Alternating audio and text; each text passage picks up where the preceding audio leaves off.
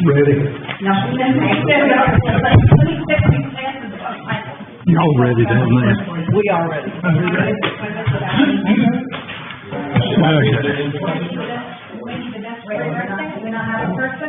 Yeah, we do. 6 o'clock, I'll call this meeting to order. Tonight, our invocation will be done by Commissioner Albright and our Pledge of Allegiance by Commissioner Wilkins. Commissioner Albright. Dear Heavenly Father, thank you for this day. Thank you for this beautiful warm weather and all the people that are here today. Please bless those that couldn't be here. We ask for travel mercies on our way home tonight. We ask these things all in your name. Amen. Amen. Amen. Pray, right. Can we stand and pledge allegiance? I pledge allegiance to the flag of the United States of America and to the republic for which it stands, one nation, under God, indivisible, with liberty and justice for all.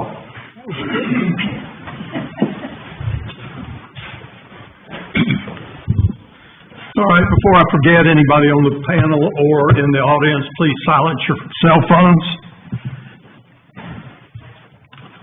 City Clerk, roll call, please. Commissioner Wilkins. Present. Commissioner Albright. Present. Mayor Pro Tem Gleason. Present. Commissioner Kaczynski. Present. Commissioner Ray. Mayor Wheeler. Here. Thank you. All right, at this time, is there any additions or subtractions from the agenda? Not hearing any, I'll entertain a motion to approve the agenda as presented. So moved. Motion is made by Commissioner Wilkins. All those in favor say aye. Aye. Opposed, no. Motion carries 5-0. At this time, I'll entertain a motion to approve the consent agenda as presented. I approve the consent agenda. All right. Commissioner Kaczynski has made the motion. All those in favor say aye. Aye. Opposed, no. Motion carries 5-0. Let's see. Okay. All right. Introduction, recognition, and presentation. We have a proclamation for National Girl Scout Week. Unfortunately, the Girl Scouts were unable to attend, but I'm going to step out front and read this anyway, so we'll have it in our minutes.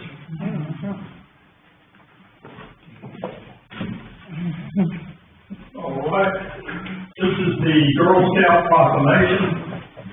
Whereas March 12th marks the 112th anniversary of the Girl Scouts of the USA, founded by Juliet Gordon Lowe in 1912 in Savannah, Georgia. And whereas throughout distinguished history, Girl Scouting has inspired millions of girls and women with the highest ideals of courage, confidence, and character. And whereas through the Girl Scout leadership experience, girls getting knowledge and development skills that will serve them a lifetime so that they may contribute to the communities, and whereas Girl Scouting takes an active role in increasing girls' awareness to the opportunities available to them. If I can find the same page. On the back. Same page. Oh, sorry. Girl Scouts, our members are affirmed as they strive to make our community and world better. Now, therefore, I, Mayor Robert B. Wheeler, on behalf of the Board of Commissioners of the City of CREEDMOOR, do hereby affirm the commitment Girl Scouting has made to support the life and leadership development of girls, and proudly proclaim the week of March 9th to March 15th, 2025 National Girl Scout Week in the City of CREEDMOOR. Now, this proclamation, since they couldn't attend, they will pick it up at a later date, in which case, so they will get it even though they're not here.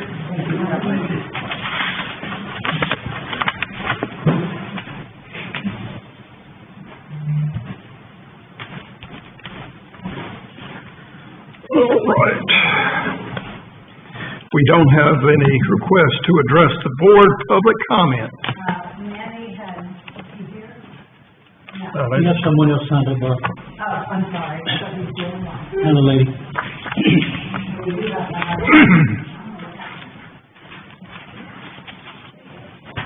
Thank you. All right. Teresa, I believe this is you. You are our only signee to address the board. And if you would do me the favor and just give us your name and your address.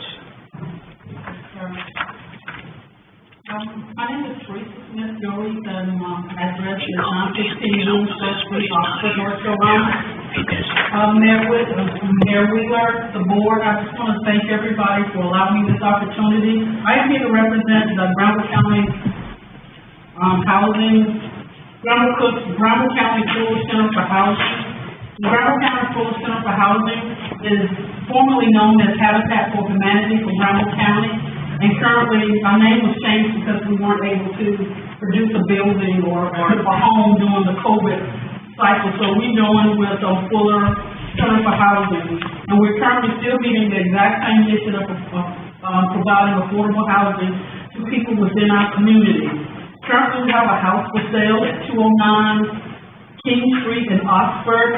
It's a 1,385 square feet new modular home, and all the information is on our Facebook page to give the dimensions and the asking price and all of that. But currently, we are seeking applications from public employees, particularly those from Brownwood County Public Schools, and we do have an application process and would like for anybody who is interested in assisting someone else in getting affordable housing in our community to share this information with them. So it's on the website, and it's called Brownwood County Fuller Center for Housing, and that's how it's listed, and all the contact information is there. Okay, the lot size there is 8,500 square feet. It's a 3-bedroom, 2-bath house, and the asking price is $250,000. And we've done a lot of work in providing that, and it's been in a nice neighborhood. So it would make a wonderful spot for someone. So if you know anybody who can get their own financing, please ask them to apply. And if anyone has any questions, our contact information is on that website as well. Teresa, just a quick question for me. Y'all are centered in Oxford, but does that expand to CREEDMOOR, Butnerstem? Yes, sir. It expands throughout the whole community, all of Brownwood County. Okay. Yes, sir. We have one property that we acquired from the Henderson Habitat, and so now we have the one house in Henderson. So, yes, sir. We expand. We just did one in Butner, was probably one of our latest ones. So yes, sir. We're pretty busy, and we're trying hard to meet some of the needs in our community, and we will never have enough of what we call affordable housing. Okay, the housing that you're selling, the money goes back to buying another house or whatever our next project will be. We're looking at how to redevelop some of the properties that we do have in Oxford, and how to best use that and how to best meet the needs of the community. So we're figuring it out and plugging along as best as we can based upon donations that we're getting. But we're well on our way of probably having another house in another year or two. Okay, thank you. Commissioner Way, any questions? Yes, ma'am. We actually had a presentation from Katie Connor with the Cartar Council of Governments, and she explained to us that some grants and things that were available to low-income housing families and stuff of that nature. If we had someone in the community that was able to, let's say, get a grant to help do repairs to their low-income home where they needed some stuff done, would that be something that the Fuller housing people would be able to help to do or facilitate helping with repairs? No, Cartar Council of Government probably has a monopoly on that. So they would have their own people? Yes. Okay. Yes, they actually have their own program. Right. But let me put it this way, they have their own program. I don't know where they stand right now. Gotcha. Thank you. Commissioner Kuczynski. Teresa, thank you so much for coming. It's good to see you again. Thank you. And I think this is a great opportunity for somebody. It really is. Mayor Pro Tem. Teresa, thank you. Very nice. Mr. Albright. Thank you, ma'am. It was nice to meet you. I've heard about you. Yeah, you're the only person I personally don't know. I know. Well, maybe we need to change that. Maybe we need to change that. Well, congratulations on your home. I hope somebody wonderful takes it and loves it and can pass on the good things that have been put into that house onto somebody else. So, nice job. Mr. Wilkins. Thank you for your wonderful and important work. Teresa, thank you. Let us know if we can help you in any way. I say that to everybody. Thank you guys here at CREEDMOOR though. I mean, I grew up here in CREEDMOOR, and I praise, you guys all the time about the improvements that I've seen since I left South Granville High School, running, around the town, and coming back into CREEDMOOR in the middle of Highway 56. Anyway, without all this nice infrastructure that you put in place, so kudos to CREEDMOOR. Thank you. Thank you. Thank you for your kind words. All right, let's see, public comment. Old business 9A, PACE analytical quote for water quality testing. City manager. Mr. Mayor, members of the board, at the February 18th, 2025 board work session meeting, the board instructed the manager to request a cost proposal from PACE Analytical, who also does the water testing in STEM on water testing for the city of Creedmoor.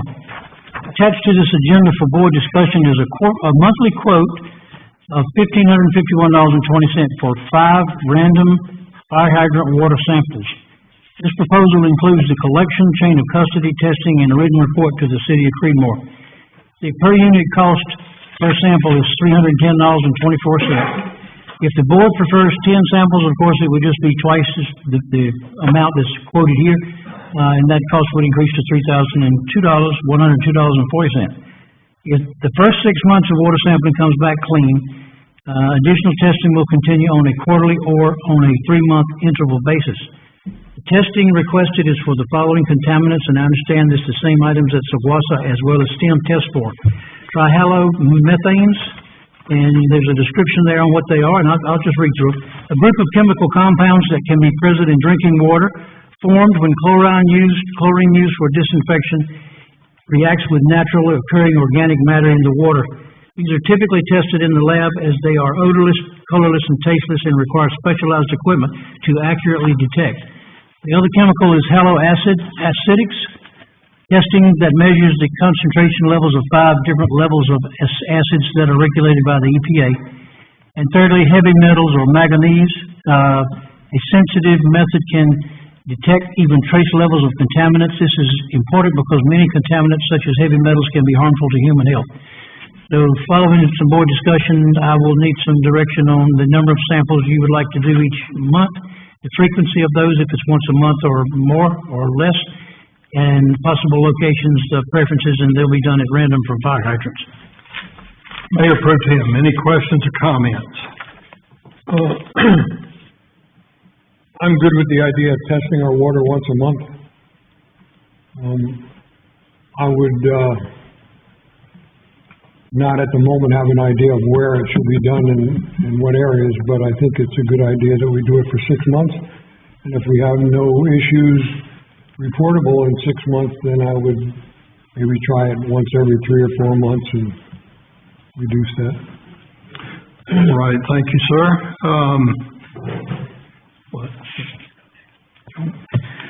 Commissioner Kuczynski. Thank you, Mr. Mayor. Mike and I talked about this when I had my one-on-one with him, and this is just an idea to start this off. We have got 8 subdivisions in Pecan Hill area. What I'd like to see us do is the first sampling of 5.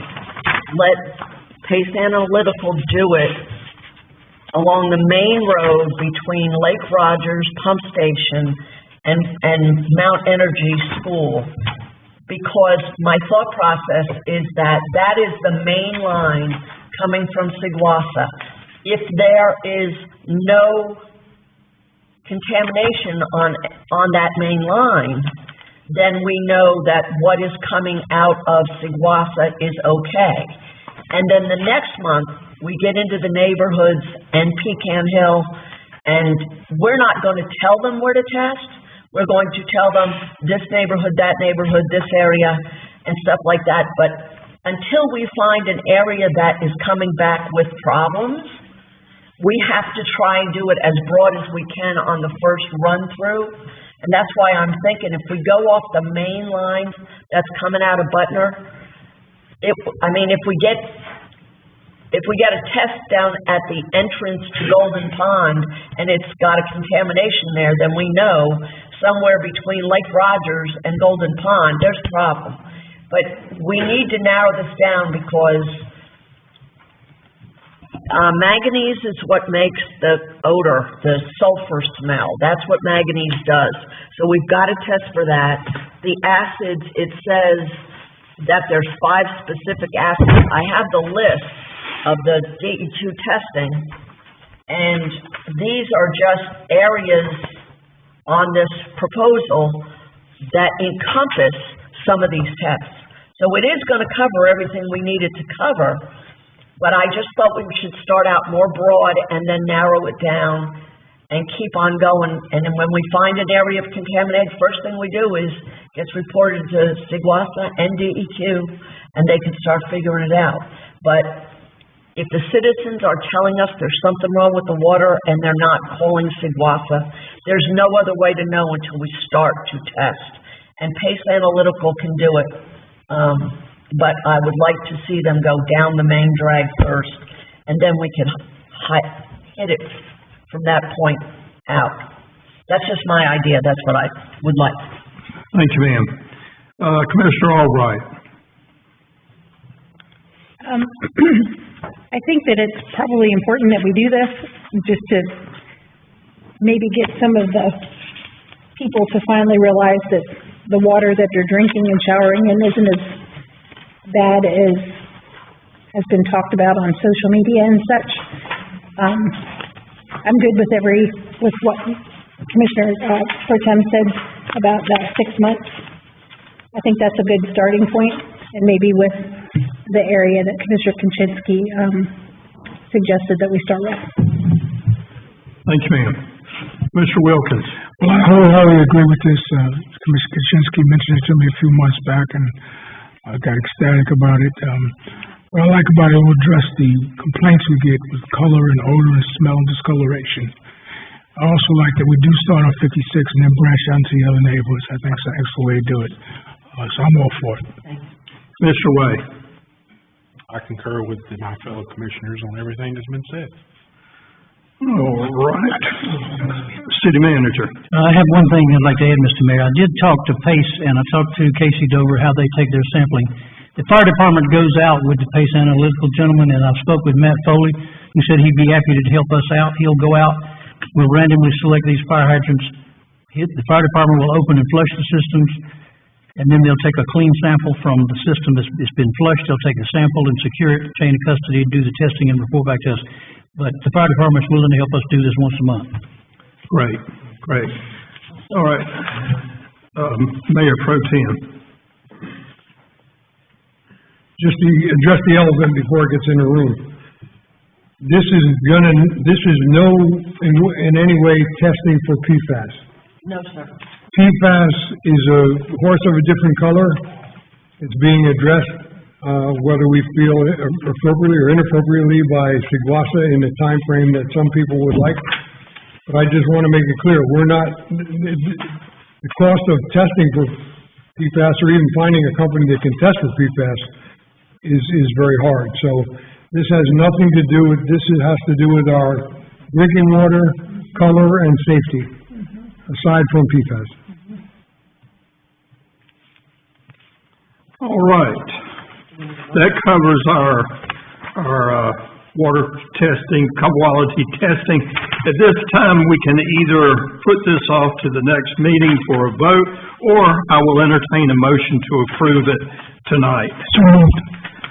The motion is made by Commissioner Wilkins to accept, let's put this in the wording we want to put it in, to approve Pace Analytical water testing there.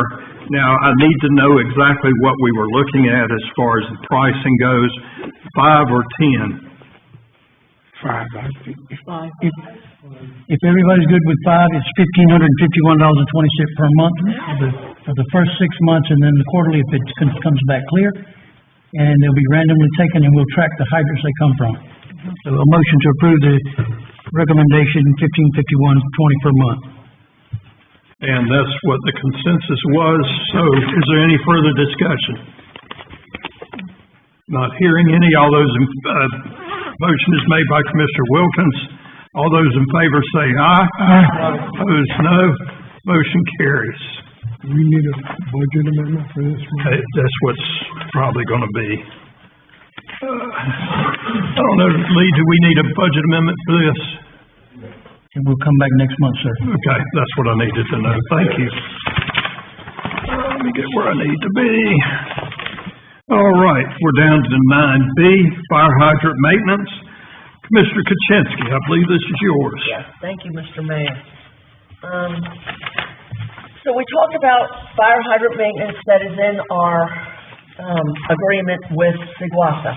And they sent us back a contract between Sigwasa and the fire department. And I think they're a little confused.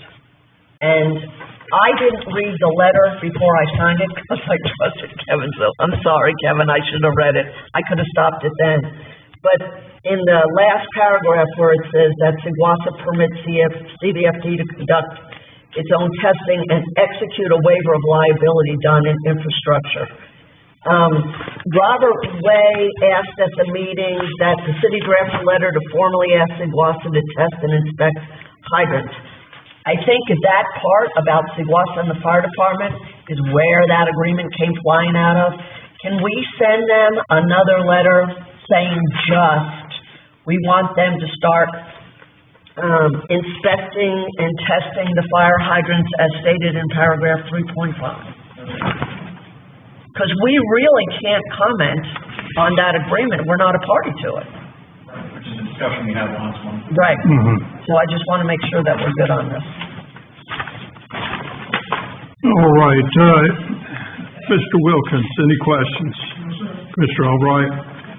Mayor Pro Tem? Thank you. Commissioner Kuczynski, do you have anything else you'd like to add? I want to thank the city attorney. We need a for motion. helping us with this. This is Consensus enough? a very important thing. Okay. All right. Thank you all very much. That went very smoothly. We go down to 10A, which is new business, street resurfacing project for Driftwood Circle and Scott Street. Mr. Edwards. Good evening. I'm Steve Edwards, Public Works Director. Back on the 5th of February, I sent out a request for proposal for resurfacing some streets here in CREEDMOOR, and the response was due by the 21st. And we sent these out to 6 different paving contractors directly, as well as posted it on the city's website for 16 days. And in response, this request for proposal consisted of a base bid, which was Driftwood Circle. In case anyone don't know where that's at, it's right off Hillsborough Road down here. And there's, unfortunately, there's not enough asphalt there existing to mill, so we call for a full depth reclamation. Which involves taking the existing asphalt up, pulverizing it, putting it into dry powder cement type product, and getting the depth that you need of the base before you put in the 2-inch overlay.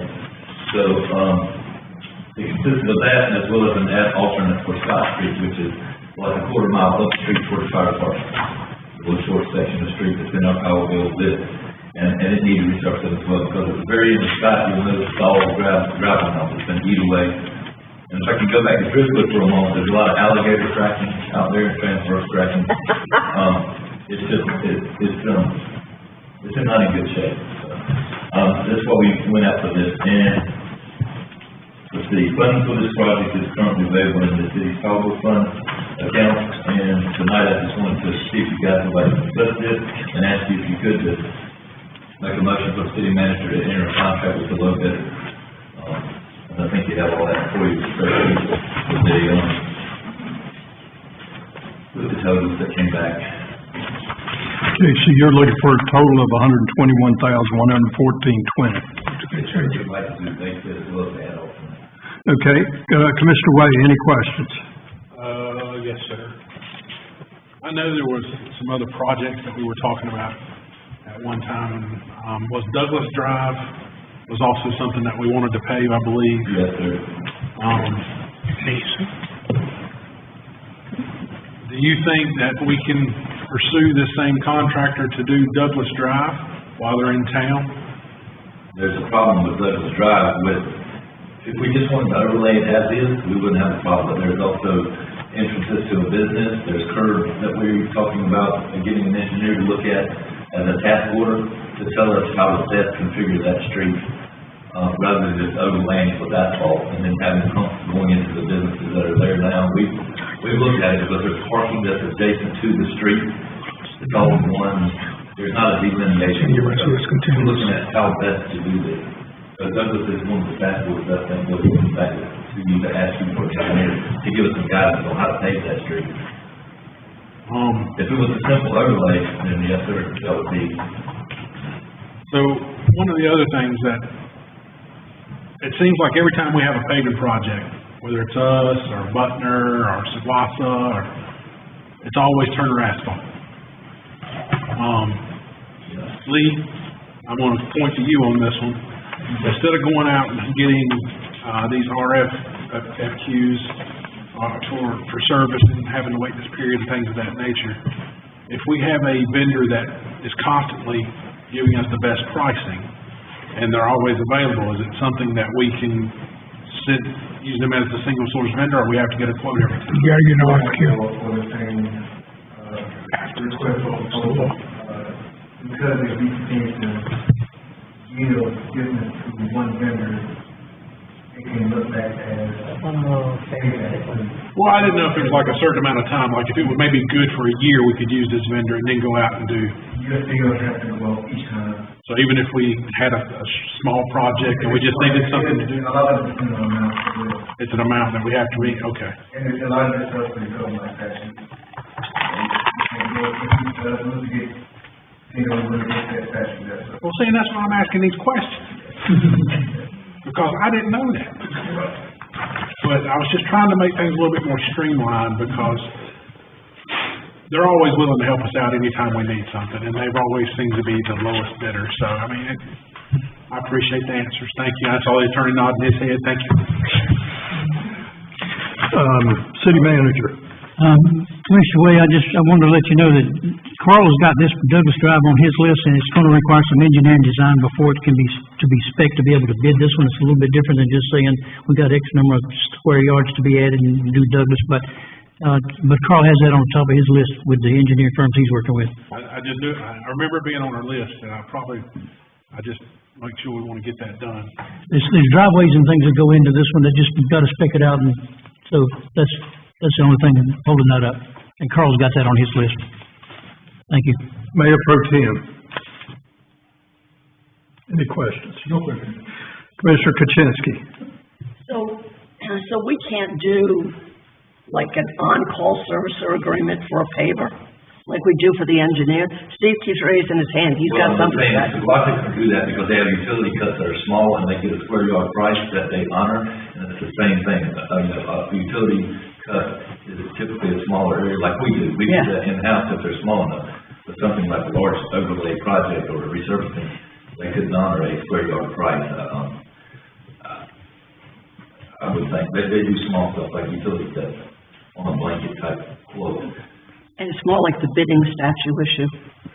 Right, so there are different rules applied to professional services. This is similar to the discussion we had last month about, engineering. Professional services contracts. Yeah. There's different statutes that govern, professional services versus like construction and those types of, those types of contracts. Yeah. We're allowed to have on-call professional services firms that we do treat that way. That we have we regularly send projects to. We don't have to put back out for bidding on project by project basis. But for construction related projects, those types of things, we do have to go through the bidding process. Okay. Thank you. Commissioner Albright. Steve, I know sometimes we get ahead of ourselves and we end up doing projects that we had in mind, like the Douglas Drive one, and we kind of skip over them and go to something else. So what was the reason for that, for doing this project as opposed to digging deeper and getting the Douglas Drive one done first? Once you determine the scope, because looking at it in-house, we weren't able to identify the best way to do Douglas, with all the nuances that it had. This one here, we looked at it and it had some issues, but we were able to spec it or scope it in-house, and that's what held us up with that, because we don't have the ability to scope something like this, we would need an engineer to design it. Mr. Wilkins. No questions, but I'm prepared to make the motion when you say so. Commissioner Kuczynski. So Steve, if we approve this tonight, when can they do this? We'll sit down and talk about drawing up a contract and awarding it to them and giving them like 45 days with liquidated damages, go from there. So, They have any idea how long it's gonna take once they start? oh, and they can be done in 3 or 4 days. Yeah. Okay. Less than a week. All right. All right, Commissioner Wilkins.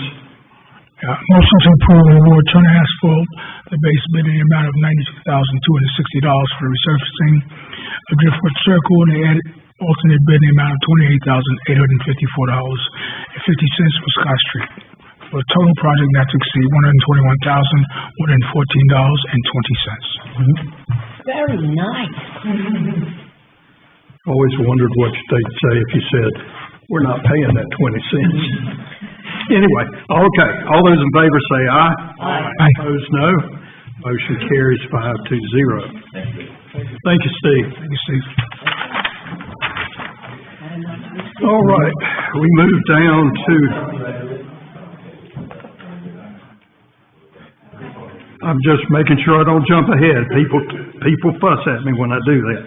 10B, ClearGov budgeting software. Mr. Paines. Yes, sir. Good evening, Board Mayor. Tonight I'm bringing before you something I think that will benefit and for the city as well as the citizens when it comes to budget transparency and how the budget process is streamlined within the department. Just a quick thing about ClearGov. ClearGov is a software that specializes in budgeting software for local government. They are the number one, they're the leading software when it comes to this type of product. And just one thing to note, this is a separate product outside of the current product that we already have. Logic, our ERP system that we use for our financial duties throughout the day. Just to give a background of how we currently do our budget process, everything right now is basically manual spreadsheets, hard copies given to the department. They type and write out their requests, they send it back to me, input it on a spreadsheet, and that's how we develop the budget until it's time to adopt, and then it's input it into Logic manually by keying in every line and every dollar amount. This software works with Logic. We will be able to import directly from the software into Logic. Great. Department, it will do away with the manual spreadsheets that they would get every year. They can now go into the software and key in their budget requests along with all documents that go along with their request. So they're still be able to itemize and put line item details for their request, and then they can see the whole process as we go through the budget until adoption. This software also allows us to, and it benefits our CIT. CIT can be keyed into the software as well. So every capital request that the departments have each fiscal year, it will be inputted into this system. And also for like our personnel, we're able to key in all personnel requests. If like PDs, when they're requesting positions, or public works, they're able to go in and key those requests. Also, if we do like COLAs or salary adjustments, those can be keyed directly into the software, and then therefore generate reports when it's time to report to you all as far as what the budget looks like for the upcoming fiscal year. Here is an example of a town that currently uses. So just to see like what it would look like on the citizens end when they're able to go to our website and they can go to the different categories, and under introduction you'll be able to see the book cover, the introduction, the budget message, budget ordinance. It breaks down the funding for each department, revenue sources, expenditure sources, each fund, so power bill, stormwater, general fund, and then long range financial goals. So whatever we wanted to do for our budget process is capable of doing. So to get down to the part that I think everybody wants to see and kind of make their decision is as far as funding. So there's no cost in this current year. The reason I'm bringing it to you all so early is just so we can lock in the current rates before they actually increase. So if I get approval on tonight, it will lock me in for the current rate, and we won't have an impact, be impacted by that increase that's going to happen. So for the CREEDMOOR and the package that I'm looking at, there's a base fees of $11,000 and there's a one-time implementation fee of $2,500. So that's would be just in the next year when they implement and set it up for us. ClearGov they will develop it for us. They will take the information from us and put it into the system. They will provide training to myself and the directors. I have met with them 3 or 4 times in the last 2 to 3 months just to discuss this product. They are well known in each municipality, and everyone I have contacted and talked to that uses it loves it. And like I said, they're the leading software when it comes to this, so that must mean something that they are well known. So like I said, in funding, there's no funding impact in this current year, but next fiscal year you will see that payment and then annually 3% increase annually once we do sign the agreement for 3 years. Do you have any questions? How many years? 30. You already have the option of. 30. We both are. 30 years. That might want to come back. Yeah, you can. So they can get an idea. So like this is their cover page, their strategic plan. All of that is inputted in there. The budget summary, the budget ordinance, overview of all funds, revenue by type. It breaks it out and it generates the charts for you. Wow. Lee, could we put on here, I don't know if I'm allowed to say this or not, we put on here, can people pay their water bill on there? No. Okay. So this is not a. Not a bill paying. It's Yeah, not a bill paying. Gotcha. This is just strictly for budgeting. Just the viewing, gotcha. Yeah, and there's some other places that use it, of course, County of Wendell, the County of Wake Forest, Nash County, Franklin County. So there's a lot of surrounding areas that are using this software. So this currently. Yep, that's all right. Commissioner Albright. Would this be, like, this wouldn't be our main page? This would be your main page. You have to go, This would be a finance tab? It'll be under finance, and when they go and look at the budget, they can go in, and then they can go out to each tab. And as you see where Barbara is now, there's the option of our 5-year operating, which is CIC, 5 years. Like I said, whatever we wanted to show, it would show. Then I have the option, if I see that we're not using a module under ClearGov, I can close that module and won't have to use it. So it's kind of hit every piece that we need. So it also helps us with making our budget book look a little better when it's time to present it. And it's an easier process as far as it's up to that. But right now we're having to piece everything together as far as PDF or PowerPoint. So it's kind of modernizing something, away from the paper. Like I said, and it looks good on our website. Well, that's definitely worth $13,500, isn't it? Well, I'm just going to ask you, Lee, I put a lot of stock in your opinion. So I'm going to ask you, do you think this is worth the money and something that will truly benefit CREEDMOOR to that amount of money? Yes, sir. If I didn't think it would be beneficial, I wouldn't have brought it to you. I felt like it's necessary. Like I said, it kind of modernized. God forbid, yeah. and it makes it easier for, I believe, for all departments and myself as far as coming to the budget process. Of course, everything that you do takes training.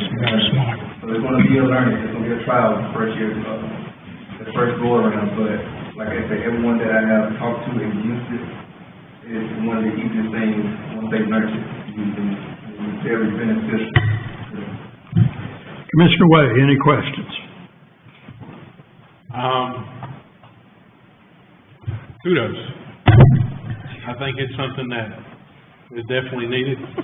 I think it's gonna be a huge game changer for the directors and yourself to be able to forecast and be able to actually see numbers. And the addition to something like this on the website is great for transparency for city government, where everybody can know where their money's going to, especially if we have people that ask us questions, we can actually give them live data. That's right. And I think it's something that, you know, you have a lot of people ask for money during different times for different divisions and this, that, and that. You hardly ever have the finance director stand in front of you asking for something for his department. Yeah. I'm wholeheartedly behind something that'll make your job and the rest of the job for everyone else easier. Commissioner Wilkins? It looks like an outstanding software program, so I support it 100%, and unless you want me to defer to someone else, I'm prepared to make a motion. I'll keep you in mind. Commissioner Kuczynski? You know what, you have done such good things for us. How could we ever tell you no on your one want? Let me ask you something. We have confirmed that it is compatible with the systems we have right now? Yes. So that's not gonna be next meeting this isn't working because it's not. No, that's one thing I asked them in the meeting. Currently, other people that they work with, municipalities have libraries. And they're able to upload from that, digital software directly into, libraries. Where right now, I'm having to key every line online. So this will be like a living document that any department can go in and plug their numbers in, and everybody has access to the live version anytime they need it, right? Right, so during the budget process, they will go in and they can see all the changes that I do as well. Okay. They'll see it from request all the way up to adoption. So, like right now, currently, the departments really don't know what they're gonna receive in the budget until adoption time. Can we do it next month? No. Not because right now, I'm in the middle of budget, we already in the middle. I wanna stick it out with the process we have now, get through this budget cycle. Start date will be July 1st, 2025. Well, the light at the tunnel has been turned back on. You get that later. Mayor Pro Tem? This is an inside joke between the mayor and Mr. Kuczynski. This is what they call mayonnaise. Mayonnaise. I share that. Again, I'm an old guy. My grandfather was a CPA for Merrill Lynch. I remember as a kid, he had a big book and ad machine. He could write and click at the same time. And now we've gone to spreadsheets, and you come up with a spreadsheet and you put a formula in there and you hope the formula's right, and at the end, you hope it works. And then, when we go to a budget year, you gotta sit down in your office and clerk and all that and make the spreadsheets. You gotta make the graphs, you gotta make the pies, you gotta, it's just too bad we didn't have some little people that could put, like, the last 5 years information into this software so you could start. Wow, here we go. So I think it's way time, and I'm 100% for it. Commissioner Albright, any further questions? No, I think this is a great idea, and I think you're making a great call, so. All right. Yeah. And one thing I want to note in the motion, is to allow, if you approval, to allow me to execute the agreement, sign it, and send it over to the clerk. I make a motion that allows the Director of Finance to sign a contract with. Before we go there, if you want to do the whole thing, Commissioner Wilkins, if you don't mind. I will defer to the Mayor Pro Tem. Okay, make a motion to approve it and give him, let's do it all as a single motion. It's actually listed that way. Yeah. Yeah. Your motion should be on. It's listed that way. Should be right there? Motion to approve and allow finance director to execute agreement, I thought that's what I said, but didn't use the exact word. And include, the motion that we will approve the whole thing, but that's a given, I guess. All right, we have a motion on the floor. All those in favor say aye. Aye. Opposed, no. Motion carries 5-0. Thank you all. Yeah, it's always nice to know who we can praise and who we can blame all at the same time. All right, we move now down one to 10C, budget amendment number 6. Mr. Faines. Yes, sir. So at you all's last, meeting, December 18th, you all approved to address the current employees in the police department and the telecommunicators. This increase includes a $2,000 increase for all employees with 0 to 7 years of service in CREEDMOOR, and $3,000 for employees with 8+ years of service in the city, and $2,000 for all telecommunicators. So this amendment appropriates $28,000 of general fund balance to properly fund the remainder of the current fiscal year. And as you can see in the amendment, it breaks it down by the different categories or salary and fringes. Chief, this really doesn't apply to this, but it's kind of tied in. What are we on our staffing? Are we fully staffed, or we have a vacancy or two? Where are we?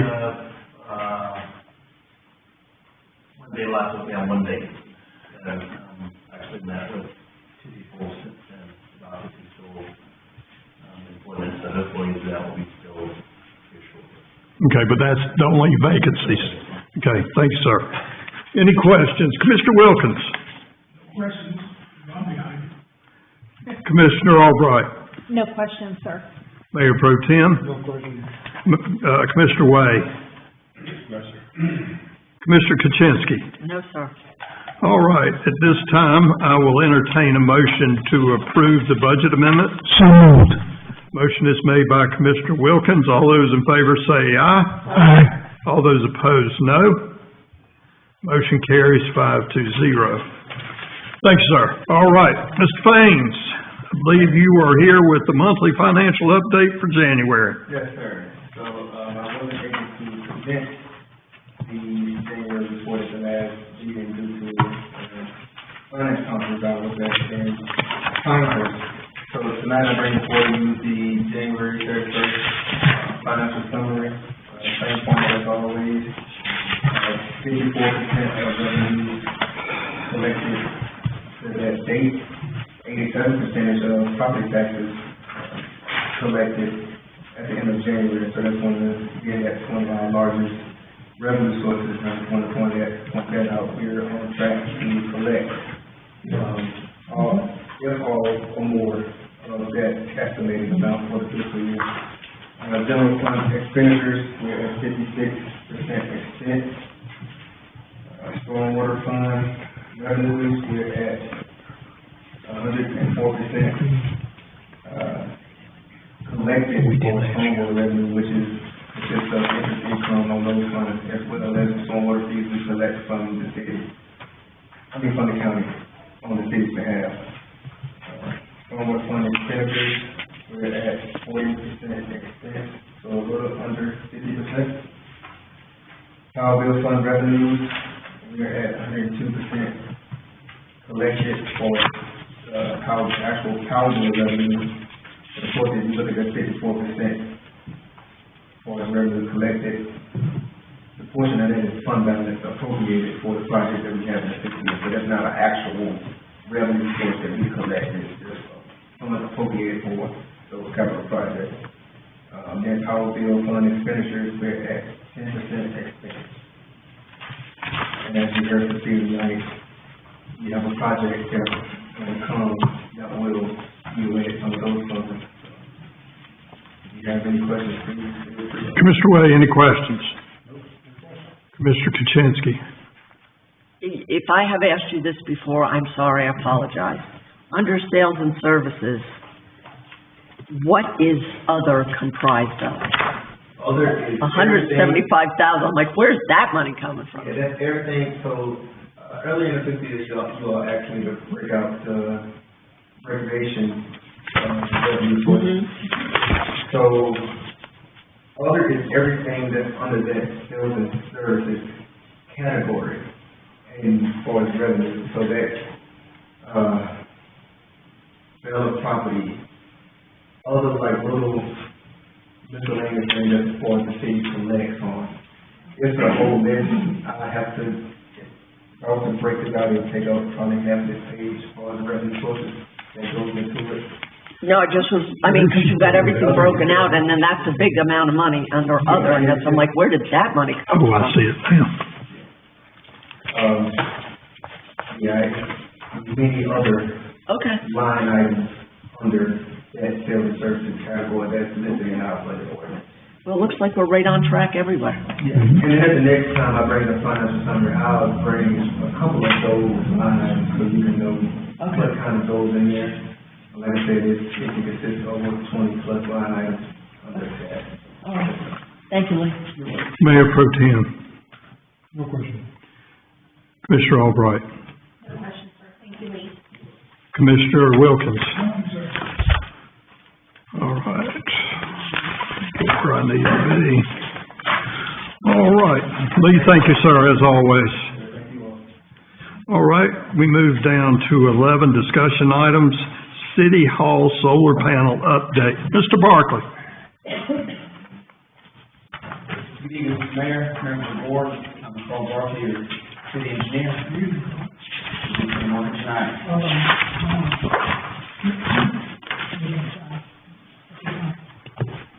Wow. Solar energy. So Duke Energy has a referral program. You go online and you put in what kind of work you want done, whether it's your residential, commercial, and then they have contractors that they recommend to you. I don't know exactly what goes into their pre-screening, but the assumption is if it's screened and they're not the worst. So they recommended 2 contractors for a solar installation. Only one was responsive. The name of the company was Wiring Solutions Plus, and tonight I'm going to go through the proposal that they gave us. And, spoiler alert, I also contacted Energy Solar now today and asked for a proposal from them. Even though we only got one referred to, it just doesn't seem right to receive another proposal to compare it to. So when that one comes in, I'm back here again to tell you about that proposal. So, in order to do a proposal, WSC came out from personnel, and the first thing they want to look at is how big is it, does it face south, what's the slope, what's the electrical room, when's the attic, and then they told me what they needed from me. I went on the customer account with Duke, downloaded 2 years of energy usage, and sent it to them. And they said things that they would consider, backup power, batteries, generator, and a bunch of other considerations. So they came back a couple weeks later and went through the proposal, and it included 129 solar panels installed on the roof. They're about 7.5 feet by 4 feet. Each one is capable of 545 watts at peak sun. And then there'll be 2 large inverters on the outside of the building to convert the panel voltage to the usable 120 volts AC. The base cost is $165,000, and there's currently a federal investment tax credit for municipalities, which takes 30% right off the top, $50,000.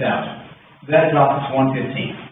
And they said they felt certain that we would qualify for the Clean Electricity Low-Income Community Bonus Credit at 10%, but they don't want to go on the hook guaranteeing that because we actually have to apply for it. So, assuming we get that, that brings it down to $104,000. So then some of the optional things that they considered, they said that batteries weren't really appropriate for this installation. Generator, of course, we don't need, we have one, and we're getting a bigger one when we get the new police department built. And the option that caught my attention was the microinverter on each panel. Instead of having 2 large inverters handling 65 panels each panel would have their own. Now, it increases the cost by 7% and only improves efficiency by 5%. If you look at just that, you say, well, that's not good. But there are a lot of other advantages regarding system diagnostics. Basically, you can only monitor the inverters. So you have two inverters, each one with 65 panels, one panel, two panels goes, bad on you, it's sort of hard to tell. But if you have 129 microinverters you're monitoring, if one panel is at half output, you know it. So it's critical for identifying failing panels, and I do a lot of maintenance in my personal life in a fleet of ancient vehicles, so I understand the value of facilitating maintenance in the future. So if you do go this route, I would recommend strongly that we go with the microinverters. And what would it look like? The southern facing roof would have panels on it like that. There's a little peak at the entrance, it's a roof vent. That's why it's not covered 100%. So what do we get for that? So the solid black bars, that represents the energy generated by the solar panels. And you can see in January it's lower than it is in June. That's because of sunlight. And this is based on just our location. Based on our latitude, that dictates the hours of sun per month, and they look at historical weather data for the average number of sunny days per year. So there's nothing for them to really finagle with the black bars, that's just our location. In the background, you see the light gray that goes up and down. That's our actual usage from the past. So if you look at January, you can see we use about twice what they expect us to generate. Makes sense. Heat pumps running, taking a lot of electricity, and the days are short. You go to April, we generate more from the solar panels we're consuming. Makes sense. We're not using air conditioning or heat, and the days are longer. You go to July, now we're consuming more because the AC is running. So, and this is just based on months at a whole, not very detailed, just months. Now, if you add up those 12 black bars, that gives you the total energy generated from the solar panels, and when you compare that to what we use in a year, they're saying we would generate 84% from solar. Now that's based on just a year out. Very, very simple.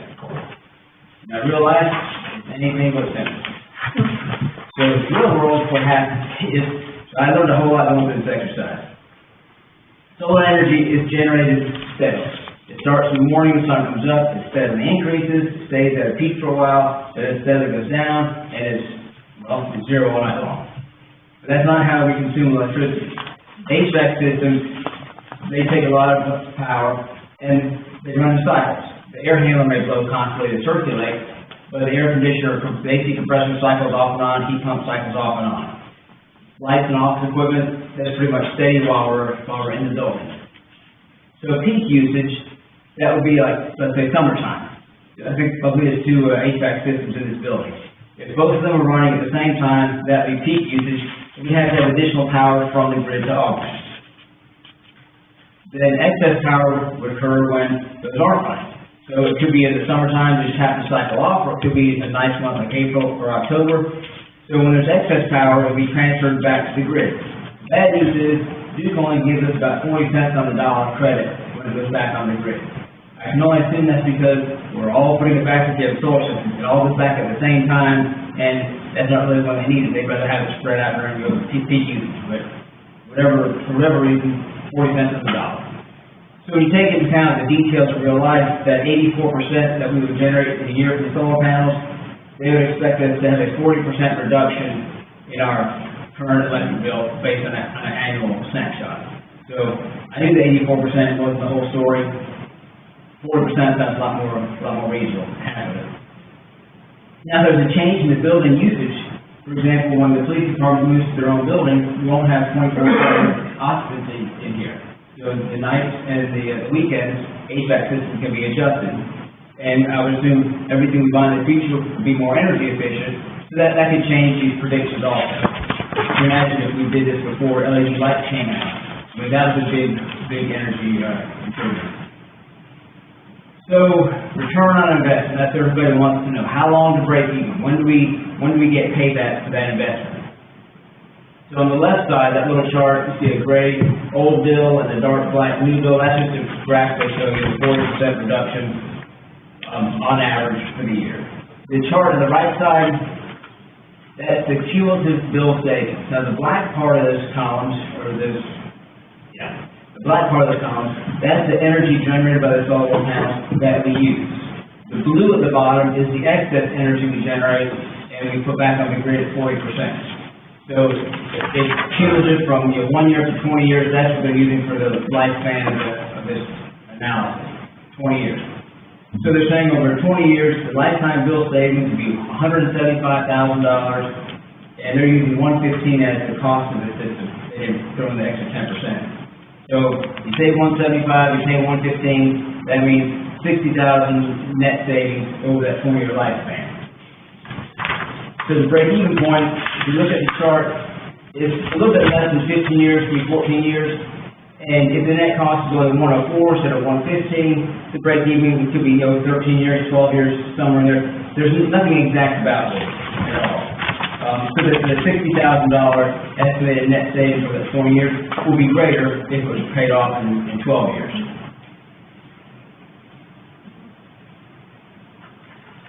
So with an estimated, 15 years, I'd say worst case scenario could be less.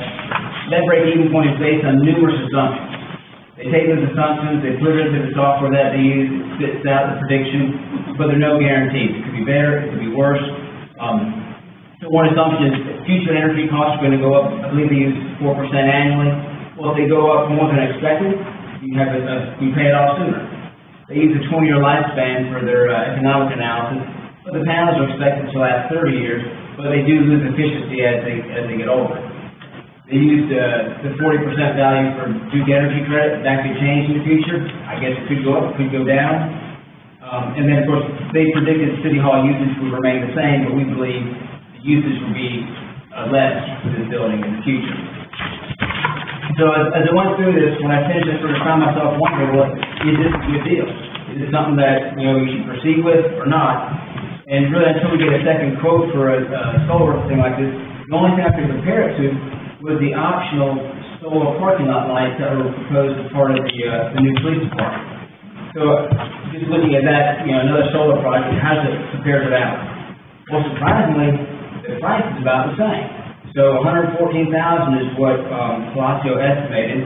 That would buy the poles, the foundations, the light fixtures, the batteries, and then just one solar panel per light. And then the city would be responsible for maintenance of the poles, fixtures, panels, batteries, etc. The other option for the parking lot lights would be to lease them from Duke. I estimated that at $3,000 a year based on $50 per light per month. In that situation, the city would have no responsibility for maintenance or replacement. And to be honest, I don't know what the cost would be to maintain those lights for a 20-year lifespan. So they're trying to come up with a break-even point. Well, by taking the 114 as the total cost for that project divided by $3,000 a year to lease it, comes up to 38 years. Well, that exceeds the lifespan of the lights. So essentially, there is no break-even point for that project. Same cost, but the solar panels are only a small part of the overall project, and all they do is provide lights for the parking lot. Where a rooftop solar system, that energy can be used to power anything in the building. So it seems a lot more flexible, a lot more advanced. So WSP's proposal, the entire dollar amount of their proposal was to install solar panels and the required inverters. That was it. No poles, no lights, no batteries, no foundations, nothing. And it looks like 15 years or less would be the break-even point. So if the goals of a solar project, the city hall, is to harness as much green energy as possible and have the project pay for itself and provide some long-term savings, then it appears this option better achieve those goals. Like I said, if we do go this route, I would recommend the microinverters to make ease of maintenance better into the future. And I'll be back whenever I get the second quote from NC Solar now. But at this time, are there any questions for me about what I've presented this evening? Commissioner Kuczynski. Great presentation, Carl. From personal experience, yes, microinverters, absolutely. They were not available when my solar panels went on the house. And, when they come every once in a while to clean my solar panels, they have to test every single panel to make sure they're at full capacity. But, you're exactly right. If we do it, it has to be with microinverters. It will resolve the problem a lot faster. Commissioner Way. No, sir.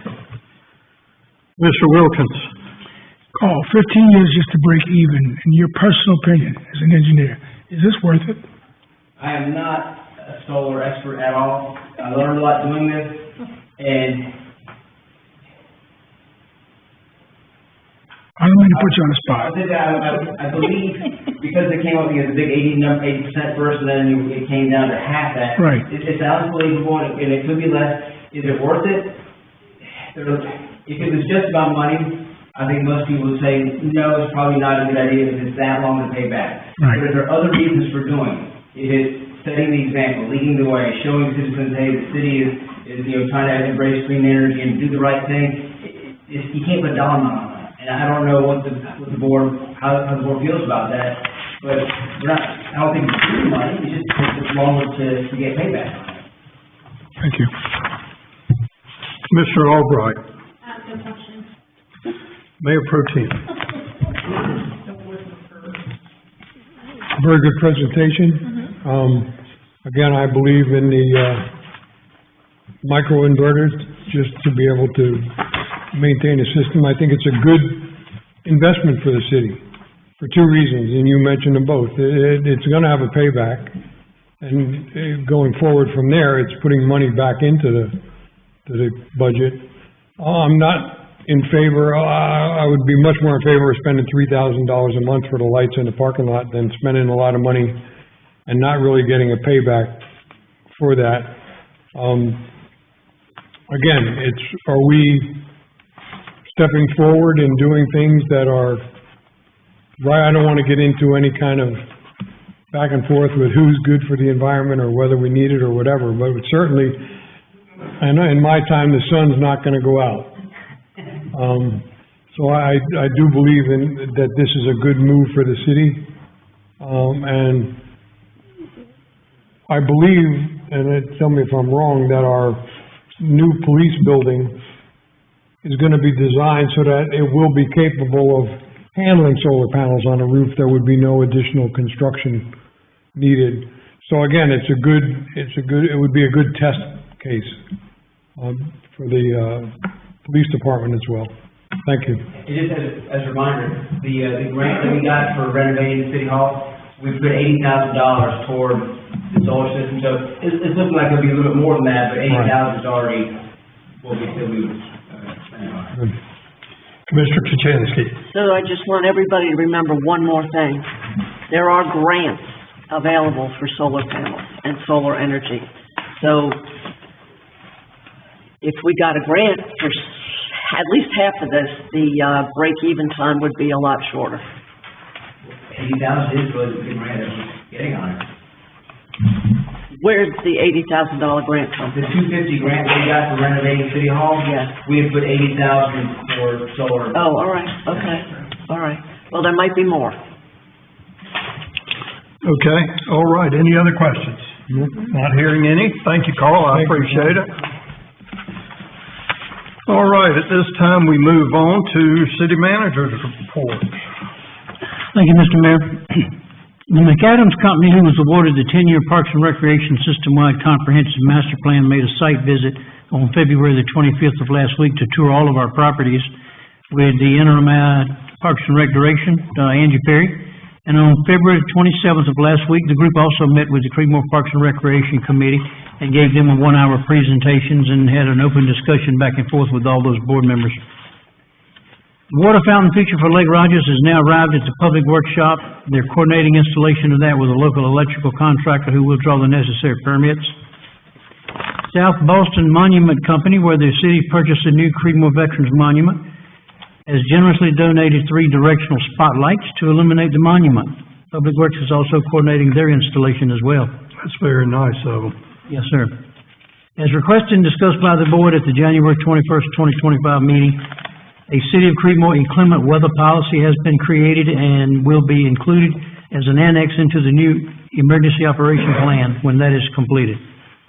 Thanks to Steve Edwards, who put a lot of time and energy into that, and my review, and so that document's on desk, ready to go if needed. As requested and discussed, let's see, number 5, all city departments have submitted their 2026 operating budget to the City Finance Director's Office. And one-on-one meetings with each department were scheduled today for next week. We'll sit down, Lee and I will sit down and go through each department, budget, and the first work session will be March 18th, and this board will see it just as it's submitted. We're not making any changes until you know what the departments have submitted before we start our adjustments or recommendations. DC3 executive summary for the month, I'm still waiting for those numbers to come in. And with that, Mr. Mayor, concludes my comments, subject to questions by the board. All right, Mayor Pro Tem, any questions? No. Commissioner Kuczynski? No questions. I am looking forward to seeing that water fountain shoot straight up in the air. What's the thing you're gonna get to a splash pad for right now? Any idea when the, McAdams will come back to us with a plan? They are scheduled to make several presentations to you guys to update you on where they are. This is a 12-month progress and we're 2 months into it, but they have a very intense schedule to meet with us once a month. They meet with CRP 3 times and they'll come back and give updates to you guys. So it's gonna take them a year just to come up with a plan? The whole process takes 10 to 12 months, yes, ma'am. Okay, all right. He did that. Mr. Way? Any questions? Did I do you? I'm lost already. Commissioner Albright? I have any questions on the manager's report, is that what you're asking? Right. No, sir, I do not. Commissioner Wilkins? Nothing, sir. All right, thank you very much. City Manager, as always, very well presented. Thank you, sir. All right, let's see where we are now. City Manager's report, and you got Department Head's report is included in yours. Yes, sir. Commissioner Way, Commissioner Kuczynski, Sigwasa report. Well, the first thing that I want to put on the record is, I have done my due diligence in reaching out to our local representatives and our federal representatives and basically asking what can we do to bring more funding to Sigwasa without infringing on us as customers to fit the bill for water infrastructure and repairs and replacements on a system that was ran by the state of North Carolina and the federal government before it was turned over to the municipalities, that now creates Sigwasa as a private entity that is not entitled to tax dollars. That is solely on the backs of us as ratepayers that live in the area. I wasn't able to attend today, but members of this board, including the mayor, Commissioner Kuczynski and Commissioner Gleason, were able to attend on my behalf to go and speak to representatives from the governor's office, the North Carolina DEQ, and a representative, Senator Everett, and create discussions with some of our municipality partners. Dr. Jordan, I believe, was there, Mayor Dover was there, and Commissioner Karen was there, if I'm not mistaken. And we are working diligently as members appointed to the Sigwasa board. And we're also working diligently as representatives of our neighbors here as city commissioners to reach out to our representatives, whether it be state or federal, and actively try to stay in their ear to get funds. It's not an easy task when you're competing with other counties and locations that may have more people and, I guess, more muscle behind it than a semi-rural county like ourselves. But I just want the members of this board and our citizens to know that we're there. And as I've always stated, when we have citizens show up and comment here or at the Sigwasa meeting, keep doing what you're doing. The squeaky wheel is going to get the grease. If we keep bringing attention to the problems and issues that we have, then hopefully someone will finally listen to us and we'll finally get the attention that we deserve.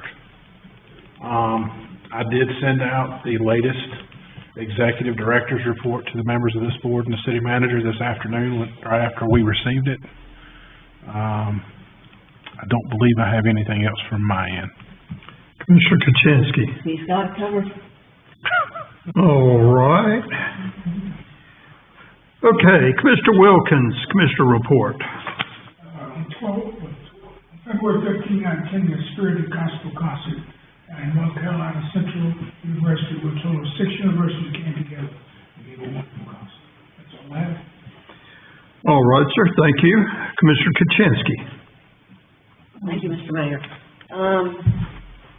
February, we had, I've lost my place, I'm sorry, Mr. Mayor, I'm taking a page out of your book here. We attended the Town and State Dinner on Wednesday, the 26th in Raleigh, and I got to meet, Representative Brian Cohn, who sat at our table. We had a lovely time. Dinner was excellent. Met a lot of old friends from previous dinners. We had the ribbon cutting at South Granville High School on the softball field last night. The facility is beautiful. It was a product of private donations, many private donations, but the building is beautiful. It needs an elevator or a tulip chair for people to get up to the press box. Today, I did go to Raleigh and met in a meeting with the DEQ and a representative from the governor, and the mayor, and Mr. Gleason, Mayor Pro Tem Gleason was there with us. And I believe that the meeting went very well. We expressed the fact that Seguasa is an old facility that has been turned over from the federal government and state government. And I won't use Mayor Pro Tem Gleason's word. I'll let him save it for himself. But it was shifted around, and Mayor Jordan and Tim Karen, who have been on Seguasa board longer than I have, we all presented quite a very strong front that we need the state and federal government to step in and pay for this. So as Commissioner Way said, it's not on the backs of our ratepayers. We are fighting to upgrade the facility and not raise rates, and it is a double-edged sword. I believe the meeting went well. Nobody wrote us a check, but we were well received, and I look forward to speaking with them again in the future. All right, Commissioner Way. I attended the Granville County Commissioner's Strategic Planning Session at the end of February. Both sessions, the afternoon session where our municipality partners, including us, presented to the county commissioners, and then I went back to Friday and listened to reports from the various county department heads on their askings on what was going on in the county that time. And that's about all I have for you. Commissioner Way. Oh, I do have one other Yes, thing. you do. Yes, sir. I would like the board to excuse me for the April legislative meeting, as it is the spring break for Granville County Schools, and I will be with my family in the middle of a cruise. Let's see, that's the legislative first part of April 1st. That's what to look for. All right, I'll entertain a motion to excuse Commissioner Way from that meeting. So moved. So moved. Commissioner Kuczynski, all those in favor say aye. Aye. Opposed, no. Motion carries. I'd like a postcard, please. Tell Colton to get you. All right, let's see, Commissioner Albright. Let's see, I did attend half of, not even half, but maybe a quarter of the strategic planning the first night, and listened to the mayors and all the great things that our small communities are doing. I attended the state dinner with Commissioner Kuczynski and the mayor, and we had a good time. I thought we did. And steak at the Surf and Turf was awesome. And the the CPRC meeting that I attended with our city manager, I think it's going to be really fun to hear some of the things that they come up with. And I want you to make sure that if there's a meeting that you can attend where your opinion is asked of, that you would try to attend so that we can get some really fun things here in our community. So, thank you. Mayor Pro Tem. Again, I attended the meeting today in Raleigh. It was very informative. I thank the mayor for picking me up on the way home. Commissioner Kuczynski for being there, and thank you, Robert, for giving me the honor of attending that for you. It was a very informative meeting, and I think it's gonna be something that we're not gonna drop the ball now.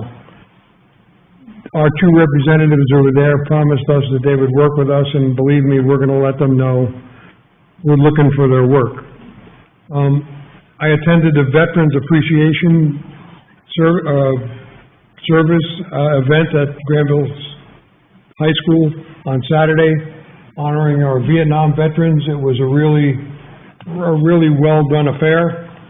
I also attended the Granville County Workshop for the presentation of the different cities and small towns in the county on there, and I also attended a COG meeting in February. That's it. All right, that takes care of Commissioner Mayor's report. I attended the Granville County Strategic Planning Session. I want to thank the city manager, Barbara, Sarah, and all department heads that were involved in that. The presentation was well received, and I believe very comprehensive, so thank you all for your hard work. Let me make sure I got it all written together here. We had the meeting today with DEQ and the governor's liaison agent, and I think that went real well. You've heard about that. Attended the South Granville High School softball concession stand ribbon cutting. The Veterans Appreciation at South Granville High School celebrated the Vietnam War returnees. As Mike and I can attest, we didn't go, but we definitely grew up during that period of time. And you talk about political protests now. You didn't know anything unless you saw the protests to the Vietnam War that were going on. And the way these people were treated when they came home, when all they were doing was what they were told. Yeah, my dad tells stories about it. Huh? Tells stories about it. Yeah. My dad used to tell me about how they spit on him when he walked down the street. Let's see, the Veterans Appreciation did that. I attended the Opioid Crisis Committee meeting. We're moving right along with that. We have several millions of dollars that we can use to try to fight a terrible epidemic in this country. And I also attended the Crime Stoppers meeting, and we will have our annual golf tournament in May. So if anybody wants to play golf, now's the time to get your team together.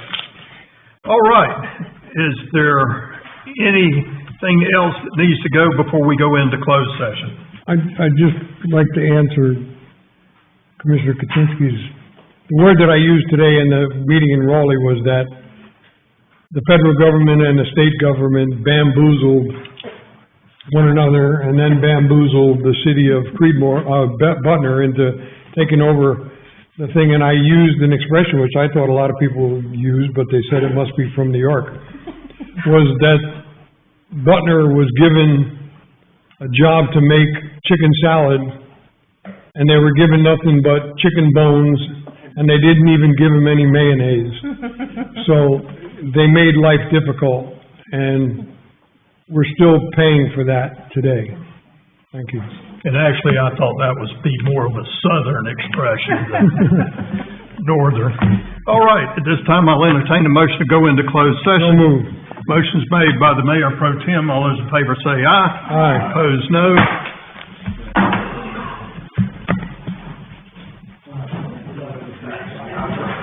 Tea time. Yeah. In the cold weather and not having to feed in 3 hours, the mayor